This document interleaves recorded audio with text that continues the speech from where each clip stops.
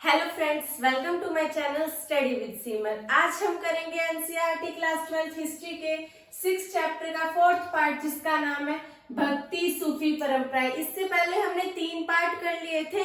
यदि वो आपने नहीं देखा है तो उसका लिंक आपको डिस्क्रिप्शन बॉक्स में मिल जाएगा, आप वहां से देख सकते हैं। तो अब हम स्टार्ट करते हैं 4th पार्ट। तो इसमें जो फर्स्ट पॉइंट है वो है समुदायों के नाम। जैसे आज के टाइम में हम कहते हैं कि ये हिंदू है, ये मुसलमान है। पहले के टाइम में ये सब नहीं हुआ करता था। ये हिंदू और मुसलमान शब्द तो बहुत बाद में आए हैं। और यदि हम देखें 8वीं से लेकर 14वीं शताब्दी के बीच के टाइम में, 8वीं से 14वीं शताब्दी के बीच में अगर आप कोई भी ग्रंथ देख लो या फिर कोई अभिलेख देख लो तो उसमें आपको मुसलमान शब्द मिलेगा ही नहीं। मुसलमान शब्द उसमें है ही नहीं। इससे हमें क्या पता चलता है? इससे ये पता चलता है कि लोगों को धर्म के आधार पर नहीं जाना जाता था। लोग धर्म के आधार पर नहीं जाने जाते थे। तो अब मैंने आपको ये बता दिया कि लोग धर्म के आधार पर नहीं जाने जाते थे। तो अब आपका ये क्वेश्चन आएगा कि लोग जाने किस आधार पर जाते थे? तो वो आंसर है इसका जन्म स्थान के आधार पर। लोगों को उनके जन्म स्थान के आधार पर जाना जाता था, न कि उनके धर्म के आधार पर जाना जाता था। ये मुसलमान शब्द है या जो हिंदू शब्द है वो तो बहुत टाइम बाद में धर्म से रिलेट हुआ है, पहले वो स्थान से रिलेट हुआ करता था। अब जैसे कि यदि कोई तुर्की का है, तुर्की का यदि कोई मुसलमान है तो वो क्या कहलाएगा? वो कहलाएगा तुरुष्क। और यदि कोई तजाकिस्तान का है, यानी कोई तजाकिस्तान का कोई व्यक्ति है तो वो क्या कहलाएगा? वो ताजिक कहलाएगा। और यदि कोई फारस का है तो वो पारसिक कहलाएगा। यानी लोगों को उनके जन्म स्थान के आधार पर जाना जाता था, न कि उनके धर्म के आधार पर जाना जाता था। तो ये सारी चीजें तो मैंने आपको बता दी। इसके अलावा यदि आप देखें जो शक आए भारत में या फिर जो यवन आए तो उन्हें मलेच्छ कहकर पुकारा जाता था। इसके पीछे भी धर्म का रीजन नहीं था। इसके पीछे शायद ये कारण हो सकता है कि वो ऐसी भाषा बोला करते थे जो संस्कृत की उपज नहीं थी, यानी वो लैंग्वेज संस्कृत से बनी हुई नहीं थी, वो कोई और ही लैंग्वेज बोला करते थे। और दूसरा कारण ये हो सकता है कि वो वर्ण व्यवस्था को नहीं मानते थे, यानी जो ब्राह्मणीय, क्षत्रिय, वैश्य, शूद्र है वो इसे नहीं माना करते थे। इस कारण से शायद उन्हें मलेच्छ कहकर भी पुकारा जाता था। फिर हम बात करते हैं हिंदू शब्द की। अब आपने 5th चैप्टर में पढ़ा था कि हिंदू शब्द के बहुत सारे अर्थ थे, जिसमें से एक अर्थ मैं आपको बता रही हूँ कि जो सिंधु नदी है उसके जो पूर्व का क्षेत्र है, उसके जो इधर वाला क्षेत्र है, वहां पे जितने भी लोग रहते हैं उन्हें क्या कहा जाता था? उन्हें हिंदू कहा जाता था। यहाँ पे भी लोगों को जन्म स्थान या फिर रहने के स्थान से रिलेट किया, न कि उनके धर्म के आधार पर उन्हें रिलेट किया गया। हिंदू शब्द धर्म से बहुत टाइम बाद में जुड़ा गया। फिर उसके बाद में हम पढ़ने वाले हैं सूफी मत।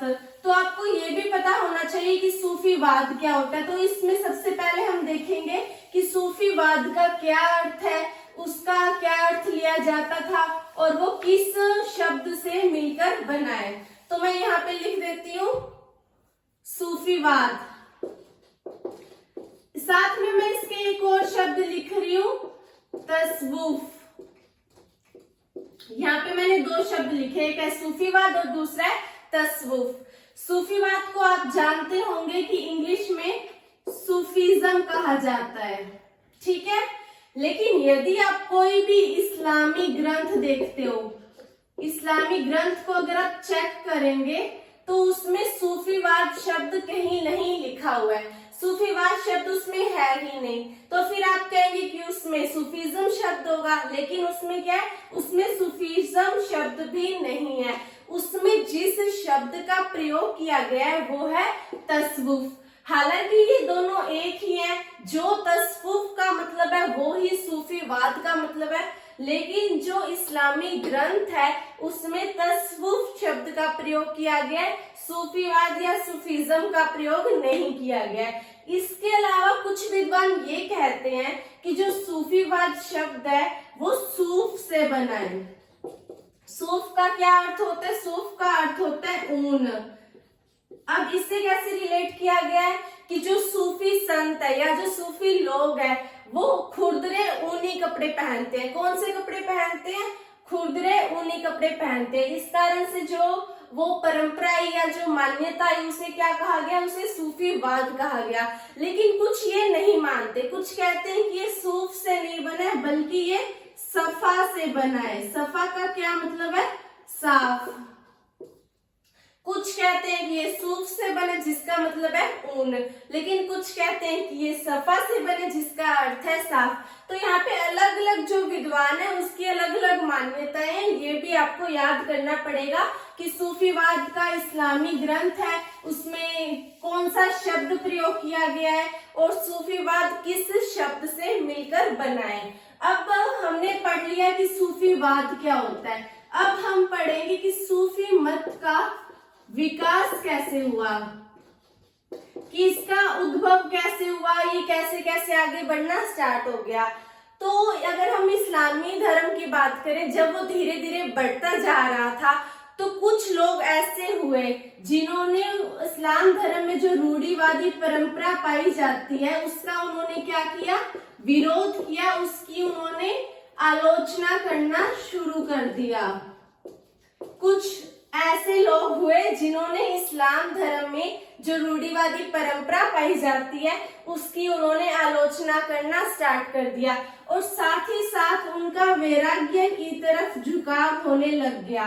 कुछ लोग ऐसे थे जिन्होंने रूढ़िवादी परंपरा की आलोचना की और वैराग्य की तरफ उनका झुकाव होना स्टार्ट हो गया था। तो उन लोगों को क्या कहा जाने लगा? उन लोगों को सूफी कहा जाने लगा। अब आपको ये पता चल गया होगा कि सूफी कौन कहलाए।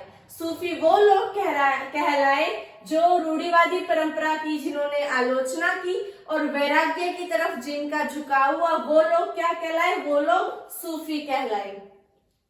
इतना आपने कर लिया। लेकिन इसमें भी आपको एक प्रॉब्लम आ रही होगी कि यहाँ पे एक वर्ड आया है रूढ़िवाद।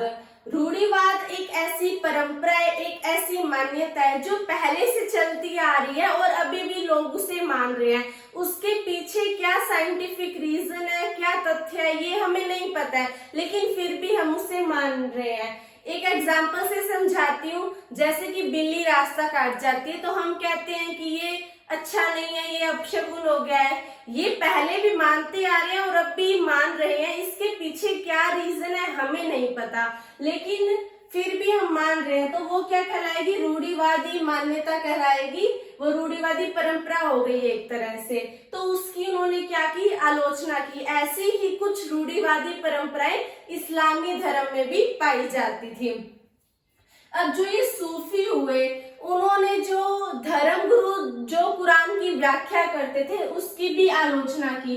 धर्म गुरु या फिर जो धर्माचार्य ने जो भी कुरान की व्याख्या करी थी अपने निजी अनुभवों के आधार पर उसकी उन्होंने आलोचना करना स्टार्ट कर दिया। अब उस कुरान की व्याख्या की तो उन्होंने आलोचना कर दी, तो ये जो सूफी है इन्होंने खुद के निजी अनुभवों के आधार पर, मतलब जैसे इनको अच्छा लगा कि हाँ ये सही है, उसी तरह से उन्होंने कुरान की व्याख्या करना स्टार्ट कर दिया। अब जितने भी सूफी हुए उन्होंने कुरान की व्याख्या अपने निजी अनुभवों के आधार पर की, मतलब जैसे उनको अच्छा लगा वैसे उन्होंने कुरान की व्याख्या कर दी। इसके अलावा आपने ये भी याद करना है कि पैगंबर मोहम्मद को ये जो सूफी थे इन्होंने इंसान कामिल की उपाधि दी। इंसान कामिल, ये भी आपने याद करना है। पैगंबर मोहम्मद को इन्होंने क्या कहा? इंसान कामिल बताया। इसके अलावा इन्होंने मुक्ति प्राप्त करने का तरीका भी बताया। सूफियों ने ये बताया कि मुक्ति कैसे प्राप्त की जाती है। पहली बात इन्होंने ये बताई कि अगर हम ईश्वर की भक्ति करेंगे, ईश्वर का स्मरण करेंगे या फिर उनका ध्यान करेंगे तो हमें मुक्ति प्राप्त हो सकती है। दूसरी बात इन्होंने बताई कि जो भी हमें ईश्वर आदेश देते हैं, जो भी हमें कमांड देते हैं, उन सभी की अगर हम पालना करेंगे, वो सभी काम हम अगर करेंगे तो भी हमें मुक्ति प्राप्त हो सकती है। तो ये सारी चीजें क्या बताई? सूफियों ने बताई। अब यहाँ पे इस पॉइंट में हमने क्या पढ़ा? सूफी मत के विकास के बारे में पढ़ा कि क्या सूफी कौन थे और इनकी क्या क्या मान्यताएं थी। ये सारी चीजें हमने यहाँ पर पढ़ ली। अब जो नेक्स्ट पॉइंट आता है वो है खानका और सिलसिला। ये दोनों ही शब्द आपके लिए नए हैं, वापिस से बोल देती हूँ, खानका और सिलसिला। अब ये खानका क्या है? अब मैंने आपको थोड़ी देर पहले बताया कि सूफी कौन थे, उनकी क्या मान्यताएं थी। अब सूफी जहां रहा करते थे वो वाला जो क्षेत्र होता था वो क्या कहलाता था? वो कहलाता था खानका। अब खानका पर किसी ना किसी का तो नियंत्रण होगा, जैसे एक घर किसी के अंडर में होता है उसी तरह से खानका पर भी किसी का नियंत्रण होता था। वो नियंत्रण किसका हुआ करता था? वो नियंत्रण होता था शेख का या फिर पीर का। अब ये जो शेख होते थे वो अपने अनुयायियों की भर्ती किया करते थे, ठीक है। अभी आपकी बुक में एक अनुयायियों के लिए शब्द लिखा गया है, वो है मुरीद। शेख एक तरह से गुरु हो गया और जो मुरीद है या फिर जो अनुयायी है वो एक तरह से शिष्य हो गया। जो खानका होता था उस पर नियंत्रण किसका होता था? शेख का या पीर का। और जो शेख होते थे वो एक तरह से गुरु की तरह थे और जो उसके मुरीद थे वो एक तरह से शिष्य थे। शेख अपने शिष्य यानी कि अपने मुरीदों की भर्ती किया करते थे। अब दूसरा वर्ड आता है सिलसिला। सिलसिला का अगर हम शाब्दिक अर्थ देखें तो उसका मतलब होता है जंजीर, यानी कि शेख और मुरीद को जो बांधे रखती है, यानी उन दोनों के बीच में जो रिश्ता होता है वो क्या कहलाएगा? वो कहलाएगा सिलसिला। यानी एक गुरु और एक शिष्य के बीच में जो रिश्ता है वो है सिलसिला। अब होता क्या था? जो शेख होते थे वो क्या दिया करते थे? वो दीक्षा दिया करते थे। अब जो भी व्यक्ति दीक्षा लेने आएगा उन्हें इनके सारे रूल्स एंड रेगुलेशंस फॉलो करने पड़ेंगे। जैसे हर धर्म के कोई ना कोई रूल्स होते हैं। जैसे सिख धर्म के रूल्स है कि जब वो गुरुद्वारे जाएंगे तो चप्पल उतारेंगे, जुराब उतारेंगे, सिर पर कपड़ा रखेंगे। जैसे हिंदू धर्म में भी रूल्स पाए जाते हैं, गुरुद्वारे मतलब मंदिर जाएंगे तो वो चप्पल उतारेंगे। इस तरह के हर किसी धर्म में रूल्स पाए जाते हैं। इनके धर्म में भी कई रूल्स हैं।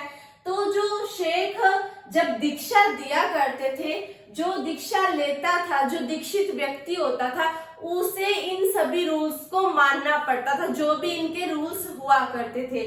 और साथ में जब ये दीक्षा लिया करते थे तो इन्हें अपना सिर मुंडाना पड़ता था और थेगड़ी लगे हुए वस्त्र पहनने पड़ते थे, यानी जो थेगड़ी लगे हुए कपड़े उन्हें पहनने पड़ते थे उसके बाद के टाइम में। अब ये सारी चीजें हमने यहाँ पे पढ़ ली। अब बाद में क्या हो जाता है? अगर पीर की मृत्यु हो जाएगी, पीर की मृत्यु के बाद में क्या होगा कि उनकी क्या बनाई जाएगी? उनकी बनाई जाएगी दरगाह।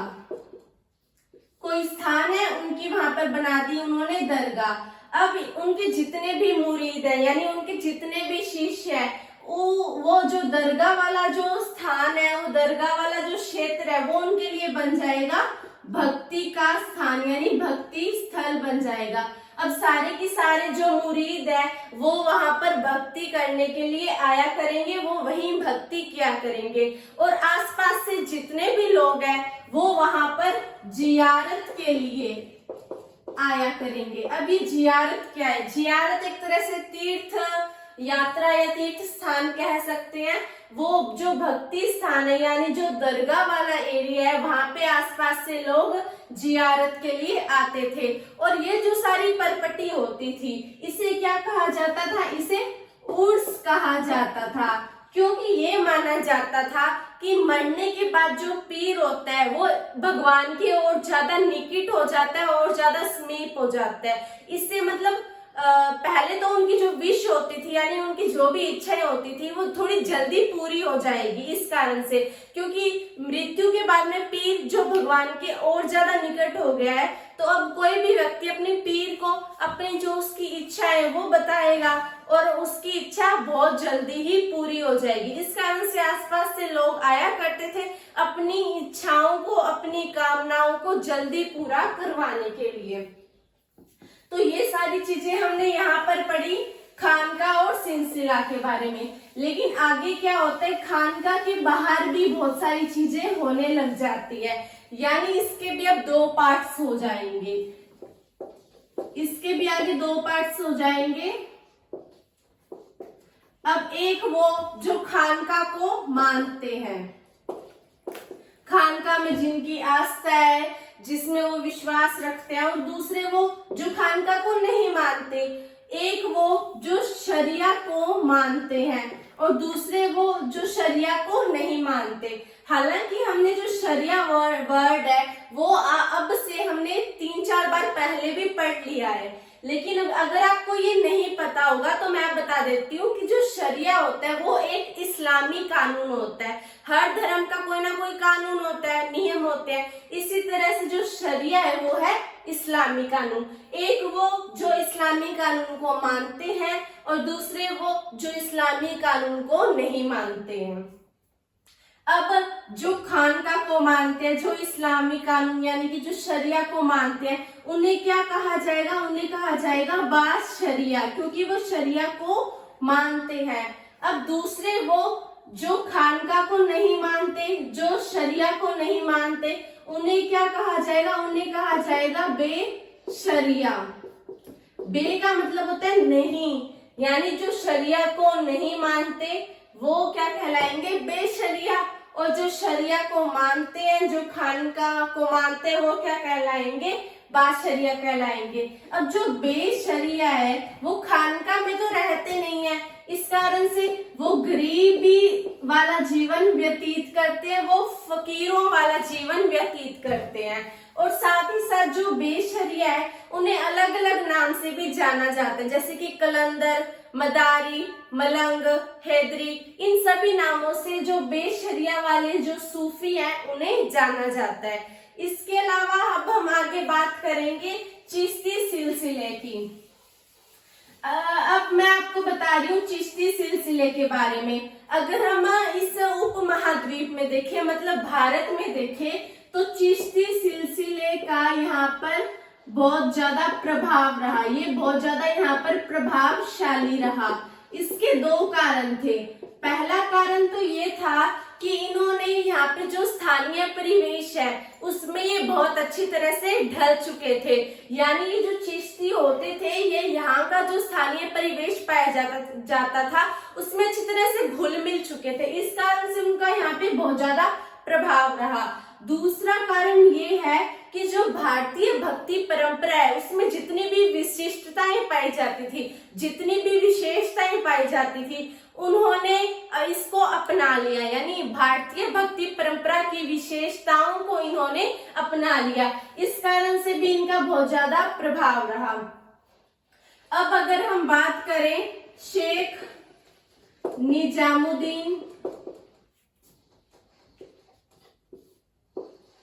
निजामुद्दीन औलिया की, शेख निजामुद्दीन औलिया की खानका की बात करें। खानका मैंने आपको बता दिया है कि क्या होता है।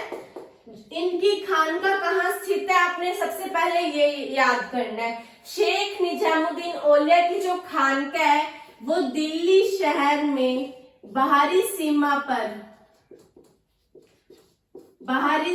पर जो यमुना नदी है उसके किनारे, यमुना नदी के किनारे कहाँ है? गियासपुर में। आपने ये सारी लाइन याद करनी है। शेख निजामुद्दीन औलिया की जो खानका है वो है दिल्ली शहर की बाहरी सीमा पर यमुना नदी के किनारे गियासपुर में है। किसकी ये खानका? वो है शेख निजामुद्दीन औलिया की खानका। अब इसमें बहुत सारे छोटे कमरे भी बने हुए हैं और एक हाल भी बना हुआ है। छत के ऊपर एक कमरा होता था छोटा सा, जिसमें जो शेख है यानी शेख निजामुद्दीन औलिया वो रहा करते थे। उनसे कोई भी मिलने आया करता था तो उन्हें छत पर जो छोटा कमरा होता था ऊपर, वहां पर जाना पड़ता था। अब ये जो खानका है उसमें शेख रहते थे, शेख का परिवार रहता था, साथ में इनके जो अनुयायी है यानी इनके जो मुरीद है वो भी रहा करते थे। तो ये सारी चीजें हमने पढ़ी शेख निजामुद्दीन औलिया की खानका के बारे में। अब मिलते हैं नेक्स्ट वीडियो में, देखने के लिए धन्यवाद। इसे लाइक शेयर और सब्सक्राइब करना न भूले। आशा है कि आपको समझ आ गया होगा। Thank you.